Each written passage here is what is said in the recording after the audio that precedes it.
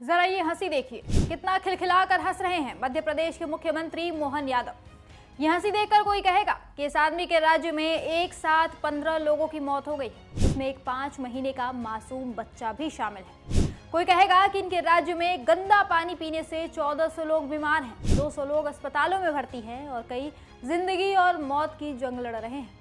इनकी हंसी देखकर तो लग रहा है कि इन्हें इन जानों की कोई परवाह नहीं है। आज इंदौर के कई परिवारों में मातम पसरा है और मुख्यमंत्री को रेवड़ी का मजा याद आ रहा है। ये बता रहे हैं कि पापड़ी हटाओ तो असली माल मिलता है। दूसरी तरफ है ये महाशय कैलाश विजयवर्गीय। शहरी विकास मंत्री होने के नाते पूरे प्रदेश को साफ पानी उपलब्ध कराना इनके विभाग की जिम्मेदारी है, लेकिन ये जनता को ऐसा दूषित पानी पिला रहे हैं और खुद बिस्लेरी का पानी पी रहे हैं। ऊपर से जब सवाल पूछा जा रहा है तो उसे फोकट बताकर घंटे में टाल रहे हैं। यह है बीजेपी के डबल इंजन का डबल फेलियर। आपको जानकर हैरानी होगी कि भागीरथपुरा में लोगों की जान के साथ सोच समझकर खिलवाड़ किया गया है। भागीरथपुरा के लोगों का कहना है कि ये सब अचानक नहीं हुआ। कई दिनों से घरों में जो पानी आ रहा था उसमें बदबू थी, रंग बदला था। कई लोगों ने पानी उबाल कर पीना शुरू कर दिया तो कई मजबूरी में वही पानी इस्तेमाल करते रहे। शिकायतें पार्षद तक पहुंची, विधायक तक बात गई, लेकिन हुआ कुछ भी नहीं। नतीजा ये हुआ कि गंदे पानी ने अपना असर दिखाना शुरू कर दिया। इलाके में एक एक कर लोग बीमार पड़ने लगे, उल्टी, दस्त, बुखार। शुरुआत में लोगों ने इसे सामान्य बीमारी समझा, लेकिन जब अस्पतालों में मरीजों की संख्या बढ़ने लगी और मौतों की खबर आई तो हड़कंप मच गया।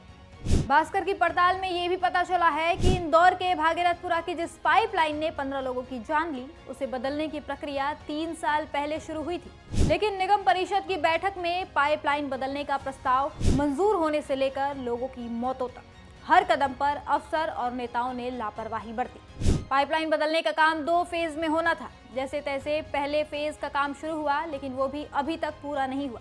दूसरे फेज का काम तब शुरू हुआ है जब भागीरथपुरा में गटर का पानी पीकर लोगों की मौत होने लगी। अब नेता इस पूरी लापरवाही के लिए अफसरों को जिम्मेदार ठहरा रहे हैं, लेकिन भास्कर की पड़ताल बताती है कि इस पूरे घटनाक्रम में अफसरों के साथ नेता भी उतने ही दोषी हैं। जांच में जो सामने आया उसने रोंगटे खड़े कर दिए। शुरुआती रिपोर्ट के मुताबिक इलाके में चल रही खुदाई के दौरान ड्रेनेज लाइन फूट गई। गंदा टॉयलेट का पानी पीने की सप्लाई लाइन में मिल गया। दूसरी आशंका ये भी जताई जा रही है कि पानी की टंकी दूषित हो गई थी, यानी जिस पानी को लोग रोज पी रहे थे उसी में सीवेज मिला हुआ था।